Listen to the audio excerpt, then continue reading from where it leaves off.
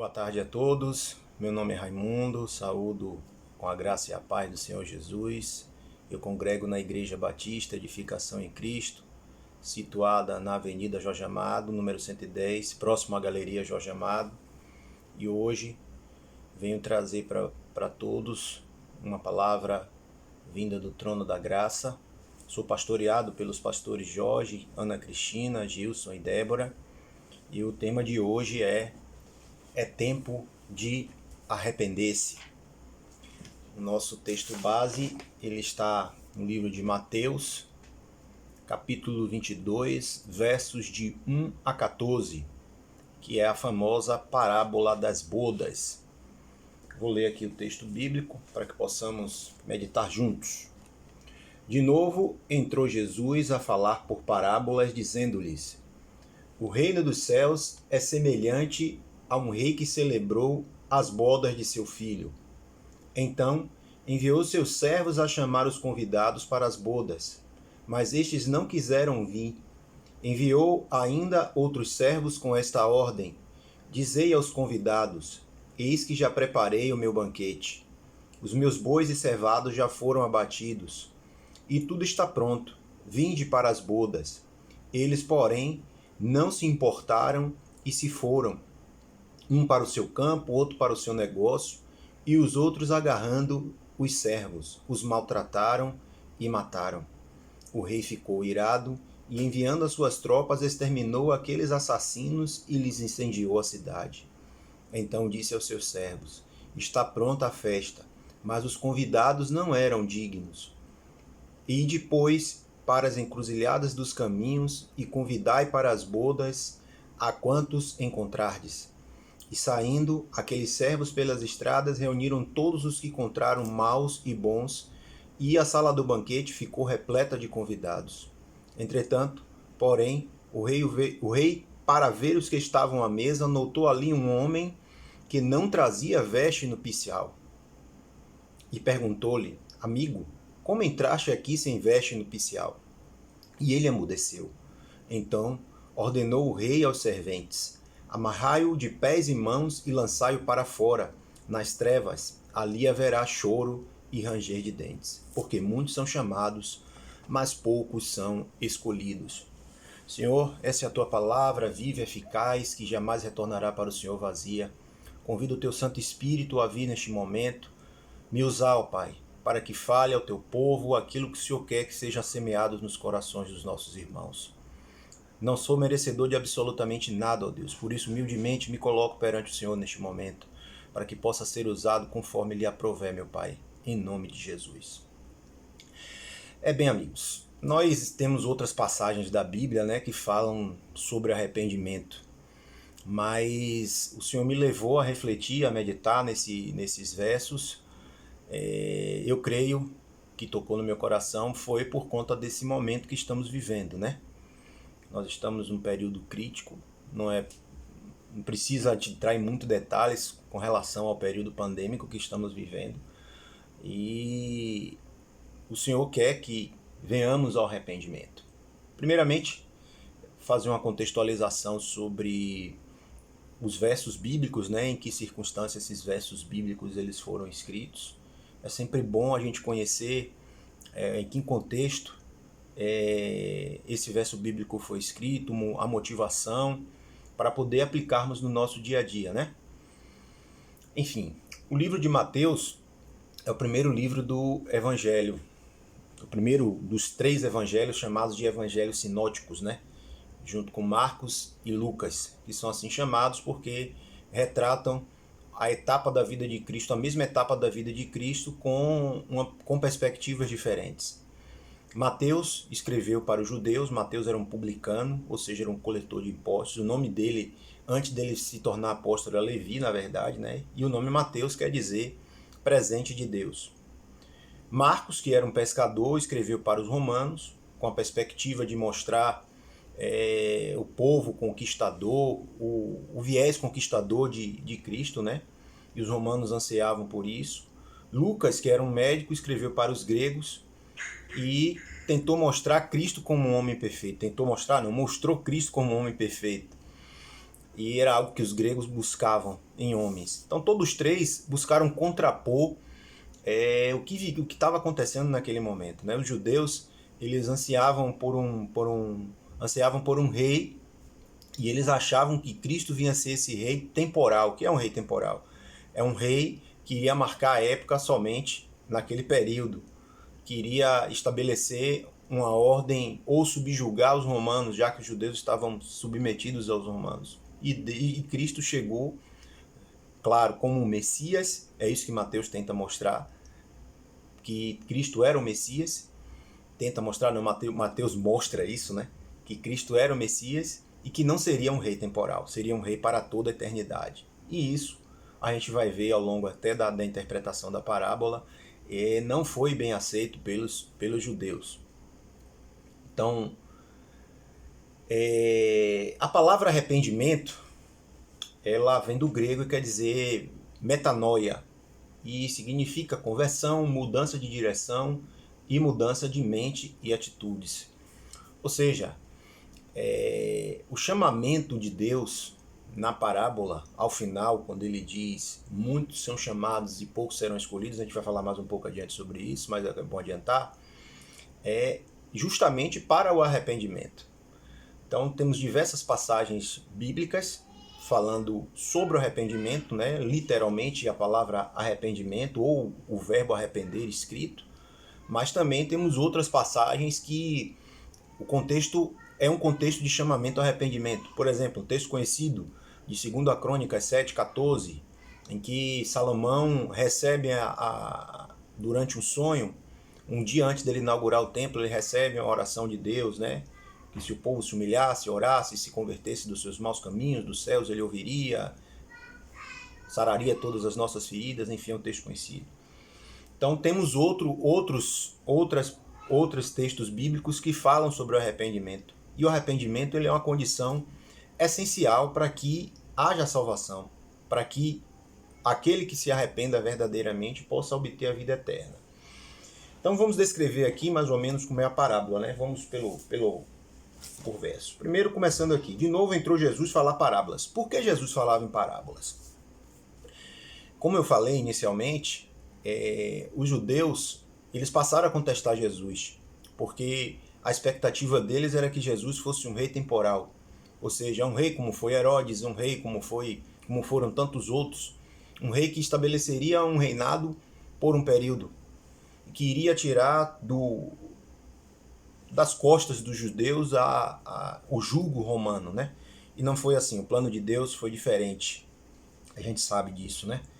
Então, Cristo falava em parábola justamente para que a sua palavra não fosse escandalizada, não fosse ridicularizada como estava sendo, e também, claro, para que aqueles que se interessassem realmente em aprender, que fossem buscá-lo, entendeu? Então esses dois eram os objetivos das parábolas.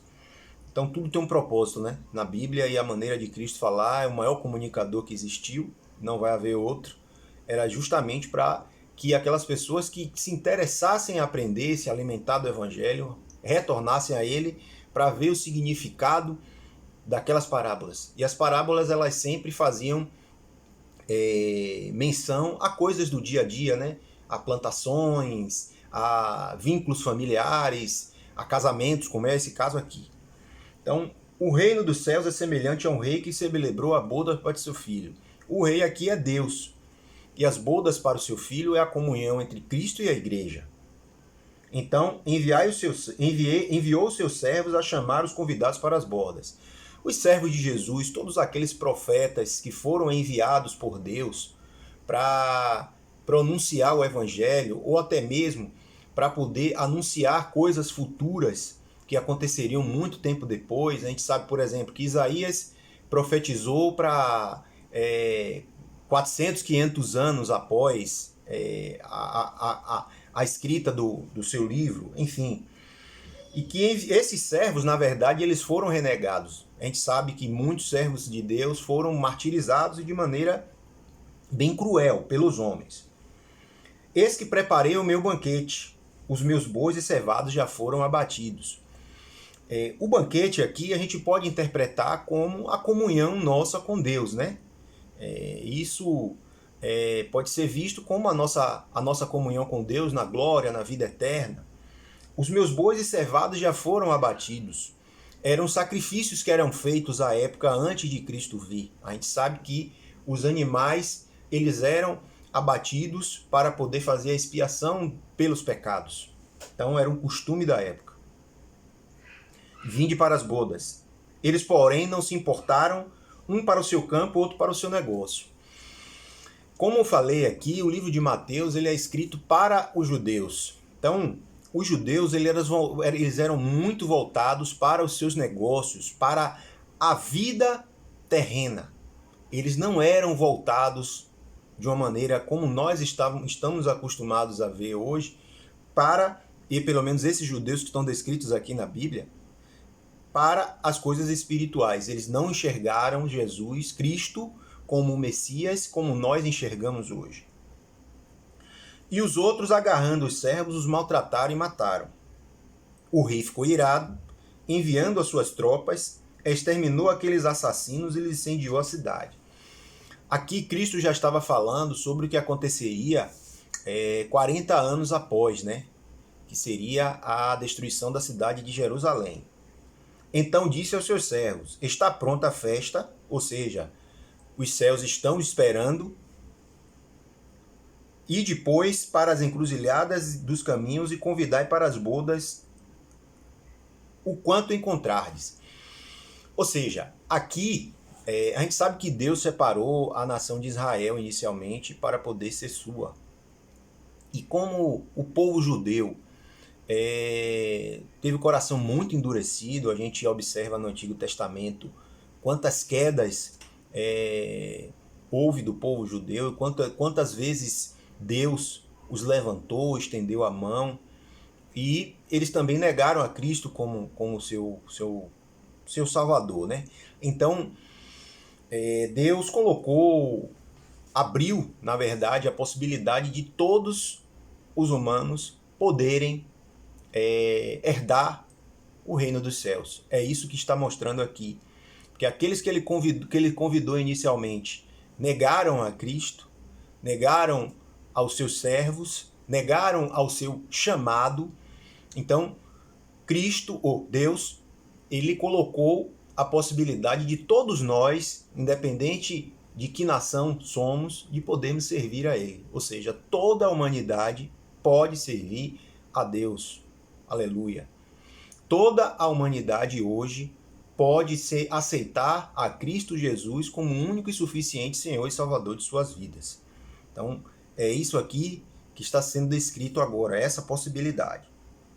E saindo aqueles servos pela estrada, reuniu todos os que encontraram, maus e bons. Ou seja, Deus, ele não faz acepção de pessoas.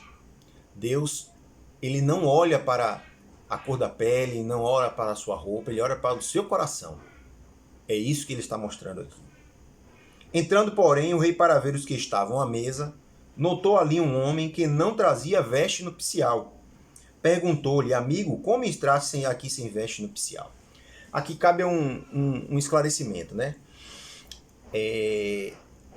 A descrição da parábola no período em que ela foi escrita, a gente tem que se adaptar e mergulhar na história para poder entender os costumes. Então, quando se apreende que as vestes nupciais não estavam adequadas, você infere que Deus, ou seja, o rei, ofereceu as vestes para que aquelas pessoas pudessem entrar no casamento, nas bodas. E as vestes daquela pessoa que é descrita, que nós não sabemos quem é, a Bíblia não descreve quem é, não estavam adequadas. Aí o que a gente pode supor, né? A Bíblia fala muito sobre vestes. Em Eclesiastes 9:8 fala: em todo tempo sejam as tuas vestes, alvas as tuas vestes, e jamais falte óleo sobre a tua cabeça. Então, as vestes, elas descrevem muito, nesse contexto bíblico, claro, descrevem muito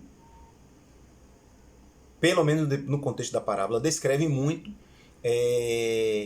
o que estava no coração. Então, se Deus olhou para aquela pessoa e viu que ela não estava vestida adequadamente, ou seja, que as suas vestes não estavam alvas, ou seja, que as suas vestes, a veste alva, ela quer dizer que é ausência de pecado, quer dizer santidade, ele quer dizer que aquela pessoa ela não se arrependeu profundamente. Ela não estava completamente voltada, convertida de um caminho anterior que ela seguia.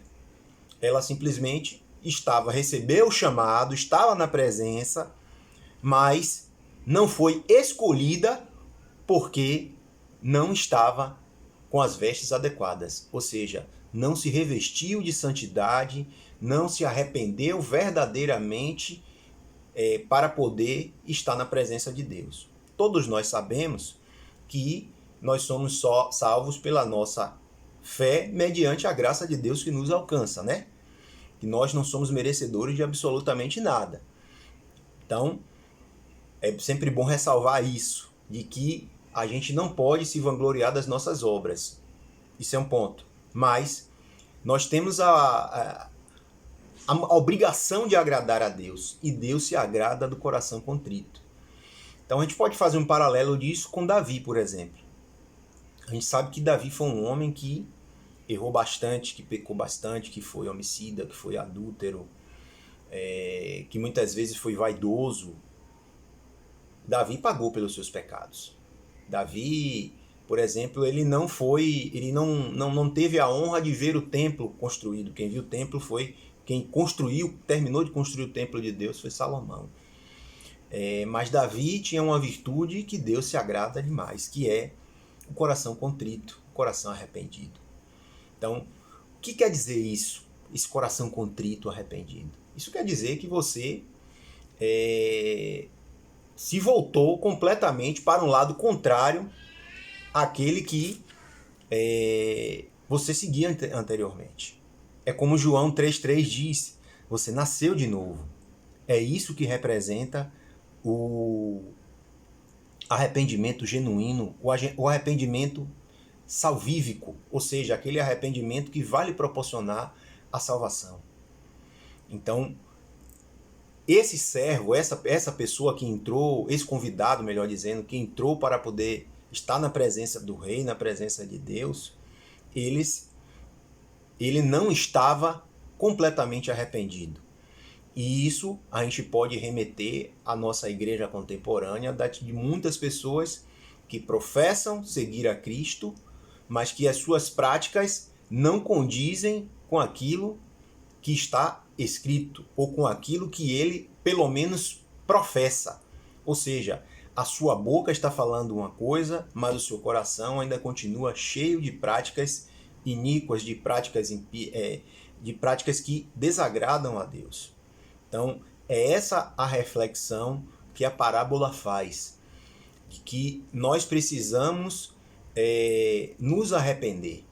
Com isso, eu estou dizendo que a gente vai deixar de cometer erros, de pecar?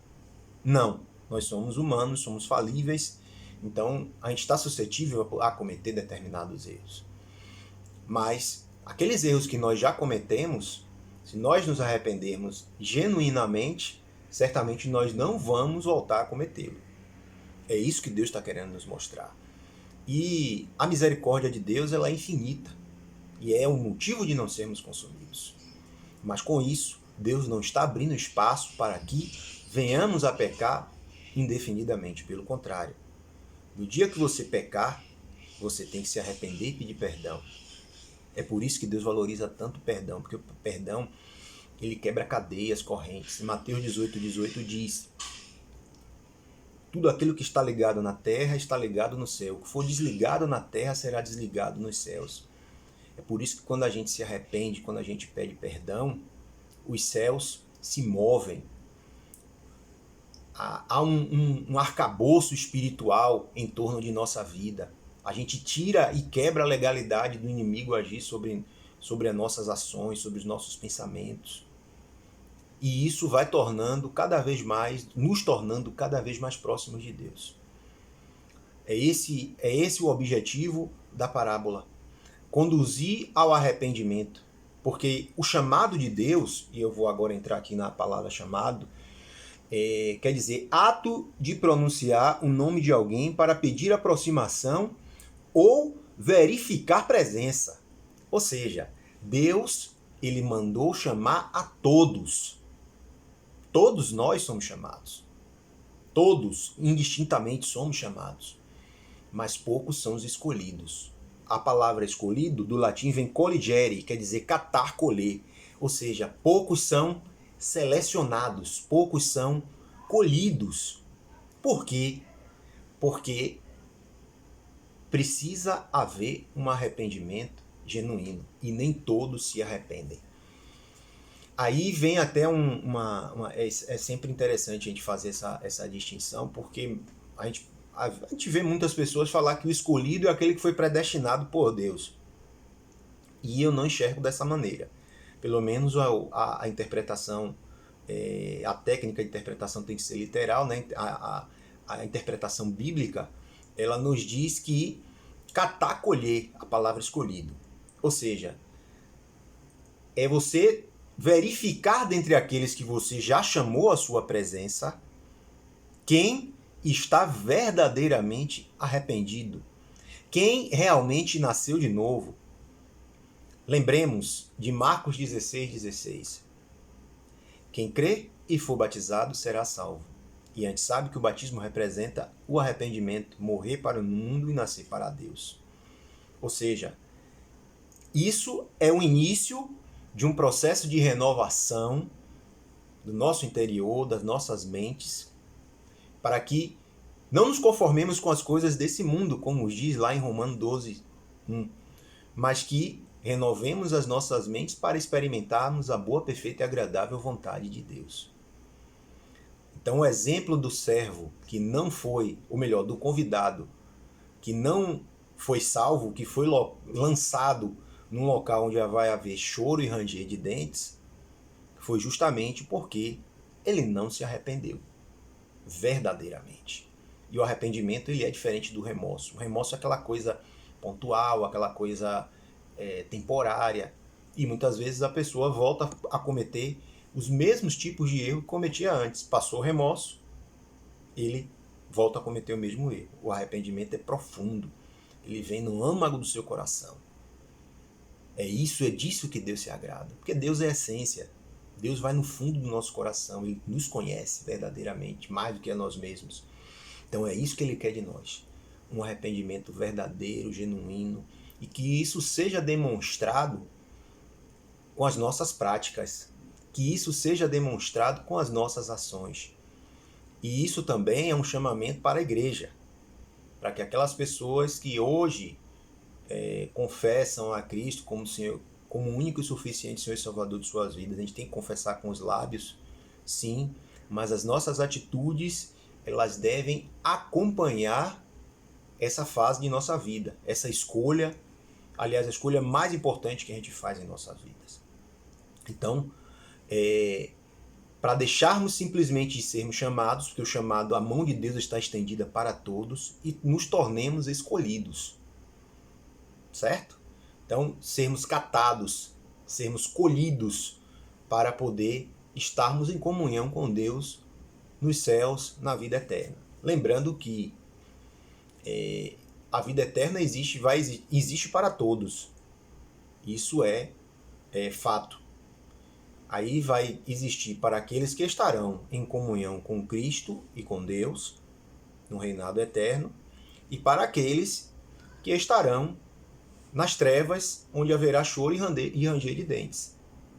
Só que o momento de passarmos de chamados a escolhidos é aqui, enquanto estivermos neste plano, enquanto estivermos aqui nesta fase que estamos vivendo hoje.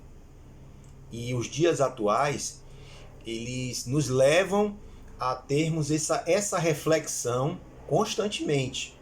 Não porque já chegamos no fim, mas porque os sinais, e a Bíblia é pródiga em falar sobre esses sinais, os sinais eles são cada vez mais evidentes de que a volta de Cristo, e nós cremos nisso, né? A igreja crê na volta de Cristo, na segunda vinda de Cristo, ela está cada vez mais próxima. E Cristo vem para arrebatar a sua igreja. Isso está escrito, isso é bíblico. Então, aí vem a discussão se Cristo vai arrebatar a igreja antes da tribulação, depois da tribulação, durante a tribulação. Aí é uma discussão de interpretação escatológica, não é para o momento. O fato é que a gente precisa se entregar a Deus, precisa aceitar a Jesus, refletir cada vez mais o seu caráter hoje. É isso, é essa mensagem que Deus está querendo mostrar através desses versos bíblicos. Lembrando que Isaías 59:2 nos diz que os nossos pecados e as nossas iniquidades, eles fazem separação entre nós e Deus, de maneira que Ele não nos ouça. Então, é a confirmação de tudo que nós dissemos aqui e que impediu aquele convidado, aquele que foi chamado, mas que não foi escolhido, e que o impediu de ser salvo. Justamente porque a iniquidade que nós não sabemos qual é, o pecado que nós não sabemos qual é, fez separação entre ele e Deus. E Deus não comunga de pecado. Não comunga com pecado. Não há comunhão entre trevas e luz. Não há comunhão. Então é por esse motivo que nós precisamos refletir sobre o que estamos fazendo, sobre como estamos agindo no nosso dia a dia, nos arrepender verdadeiramente, abrir a boca para poder perdoar, para poder pedir perdão, para poder quebrar cadeias, correntes e fazer com que se ligue no céu somente coisas boas, somente coisas edificantes. Só que o momento de fazermos isso é hoje, nós não podemos esperar para amanhã. Nós temos que fazer isso hoje, neste momento, a partir de agora, quando essa palavra estiver sendo semeada no seu coração.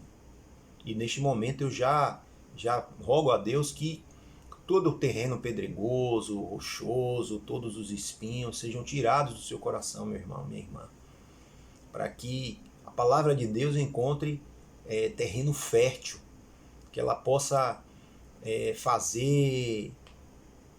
dar muitos frutos dentro do seu coração, que isso seja extensivo à sua família, à sua casa, para um lugar onde você for, que você seja luz.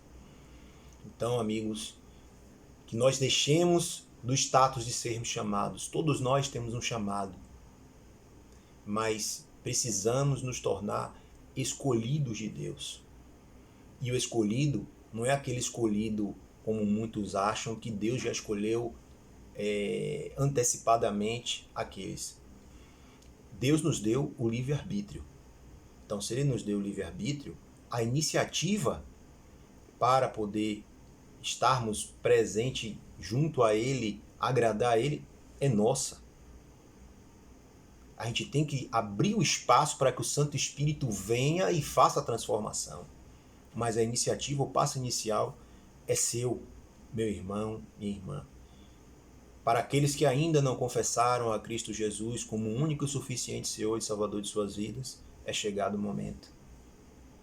É o início de tudo. E para aqueles que já servem a Cristo, é o momento de refletir. É o momento de verificar quais atitudes estão desagradando a Deus.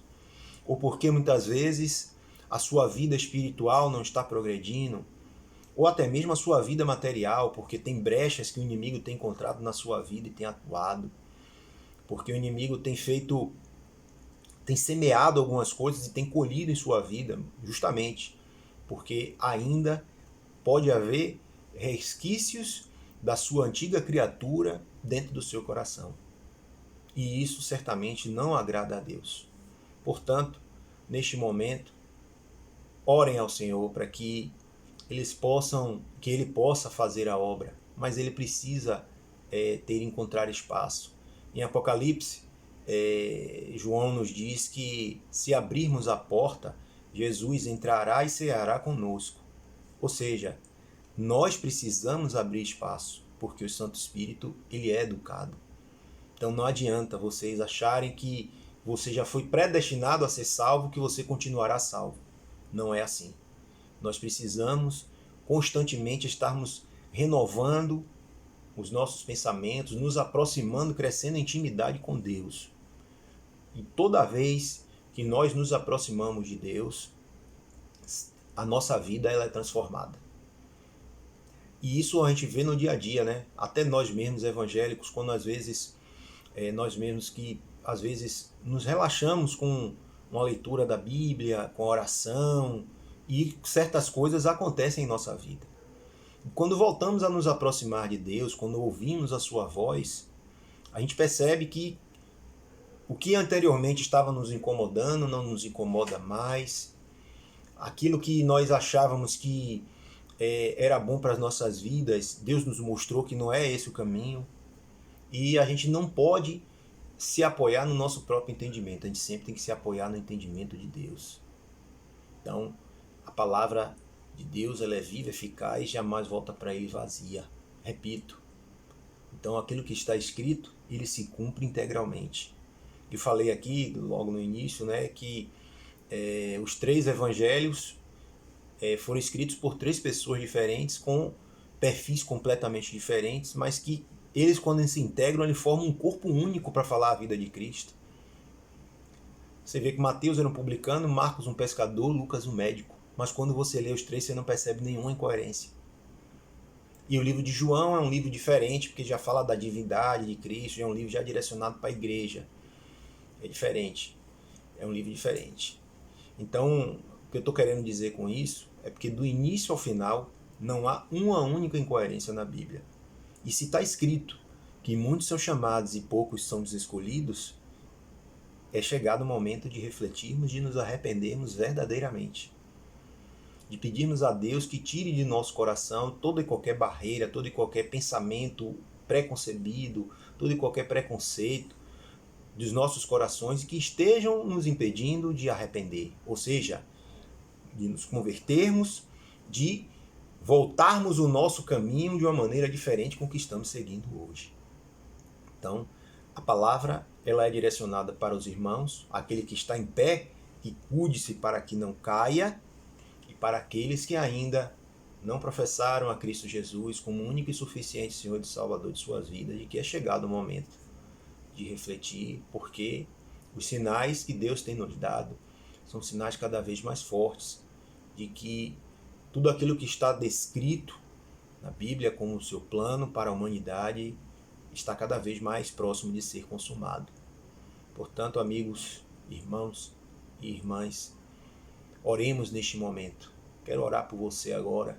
Coloque a mão no seu coração e que você possa refletir por cada palavra que foi dita hoje aqui e que possa permitir que a palavra de Deus ela tenha terreno fértil no seu coração, que os frutos do teu Santo Espírito venham abundar em suas vidas. Oremos. Grandioso Deus, santo e adorado Pai, convidamos o teu Santo Espírito para vir aqui neste momento, ministrar o coração de todos aqueles que oram conosco neste momento, ó Deus, para que o chamado do Senhor ao arrependimento ele possa ser atendido, ó Deus, para que aquele arrependimento genuíno, Pai, aquele que agrada ao Senhor, tal qual Davi um dia o agradou, Senhor, possa ser encontrado por cada um que ora neste momento, ó Pai. Que tudo aquilo, ó Deus, que estamos fazendo, que vai de encontro, ó Pai, à Tua vontade boa, perfeita, agradável e soberana, seja eliminado e afastado de nossas vidas, ó Deus. Que toda e qualquer iniquidade, ó Pai, que esteja criando barreiras entre nós e o Senhor seja quebrada agora, ó Deus, em nome de Jesus.